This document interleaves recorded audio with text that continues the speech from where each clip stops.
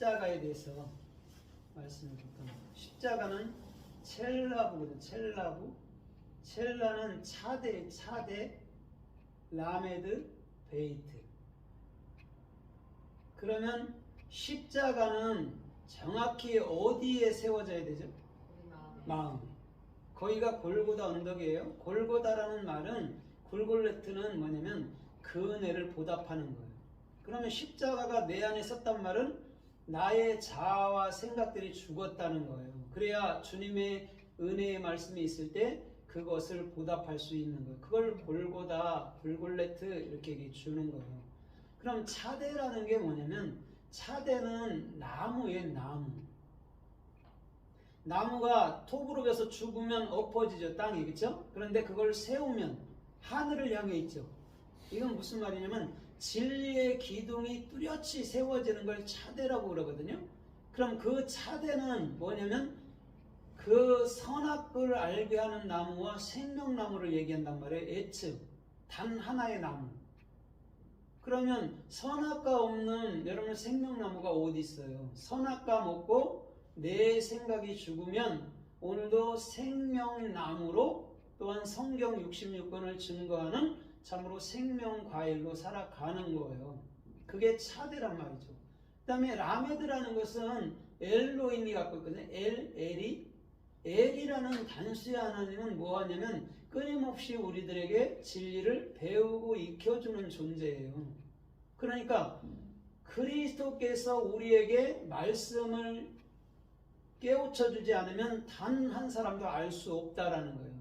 사람의 생각과 사람의 이성으로는 절대 말씀을 깨우치지 못한다라는 거예요. 그게 라메드예요. 그럼 라메드는 진리를 안자만이 진리를 익혀주는 그런 중심으로 걸을 수 있다는 것이죠.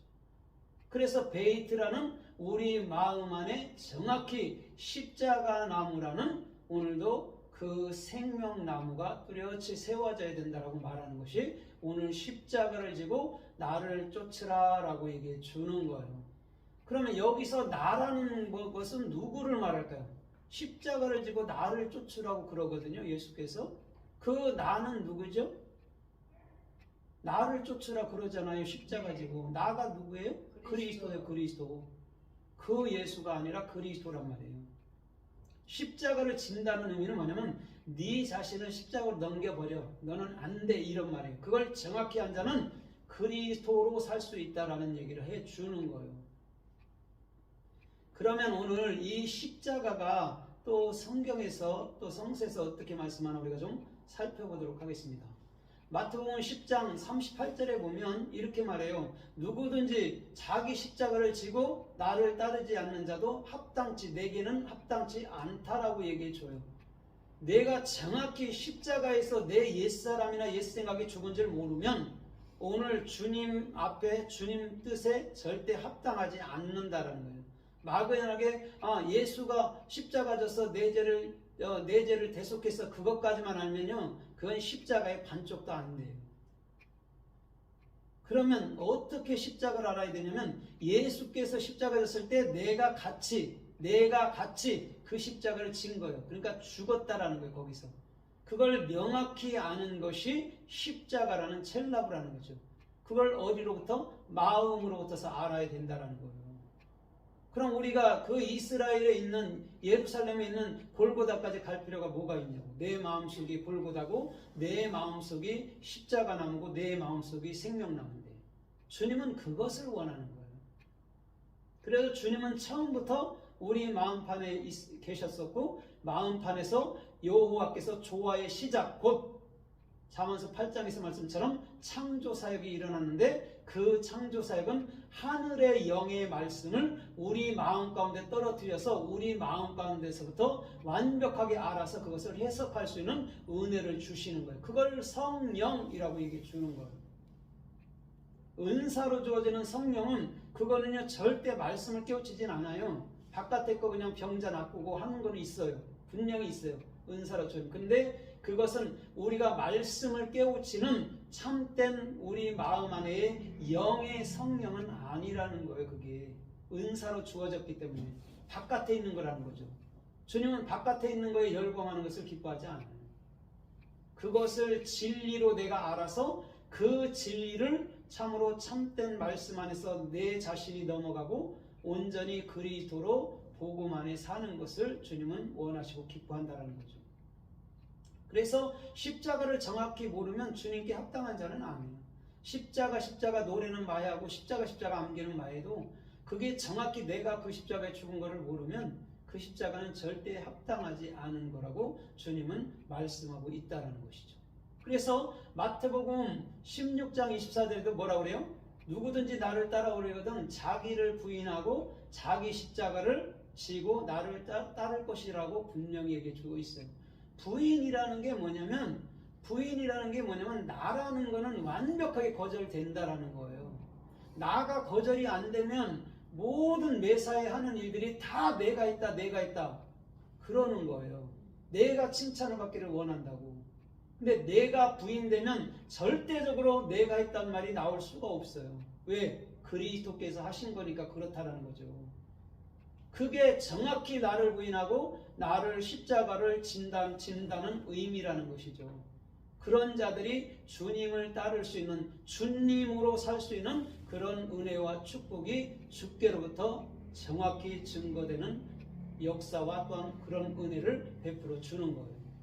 그래서 창세기 2장 21절에 보면 아담을 깊이 잠재우죠. 그 다음에 그 중에 갈빗대 하나를 뽑았어요. 그렇죠? 뽑아서 살로 채우고 그것을 참으로 여자를 창조하신 거예요.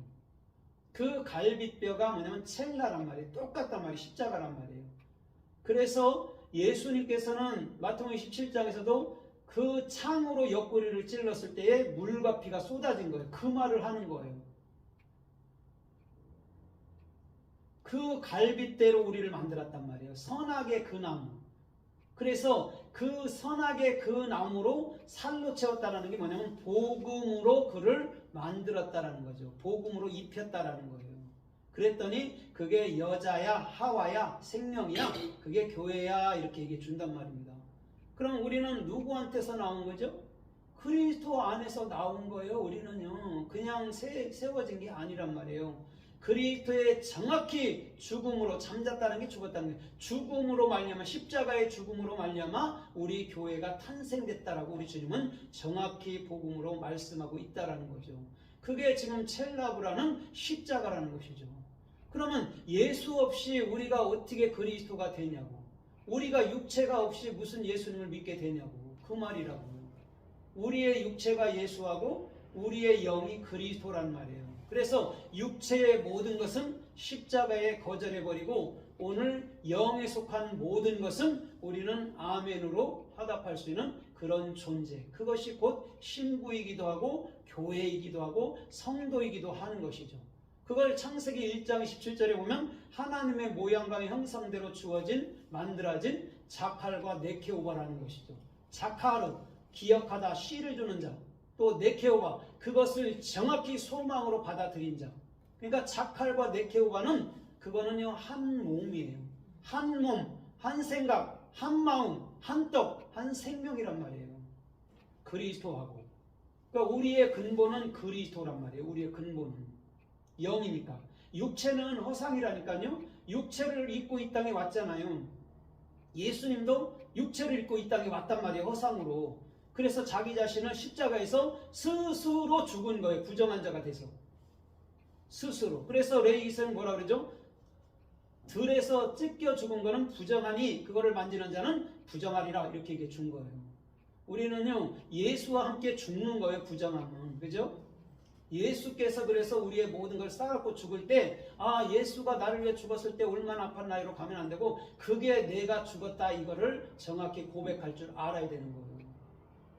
그러니까 더 이상 우리는 부정함이 없이 이제는 거룩한 자가 되는 거예요. 죄가 없고 지옥이 없고 악함과 선악이 없고 얼마나 여러분 좋은 복음 안에 살 수 있는데요. 그래서 창세기 32장 31절에도 31절로 32절까지 쭉 읽어보면 그 야곱이 천사 곧 하나님과 씨름할 때에 한독뼈를 칩니다. 그때 한독뼈가 위골됐을 때 이렇게 말씀하고 있어요. 해가 돋을 때 분이엘이라 말해놓고 거기서 뭐라고 그러죠? 해가 돋는다는 것은 무슨 말이냐면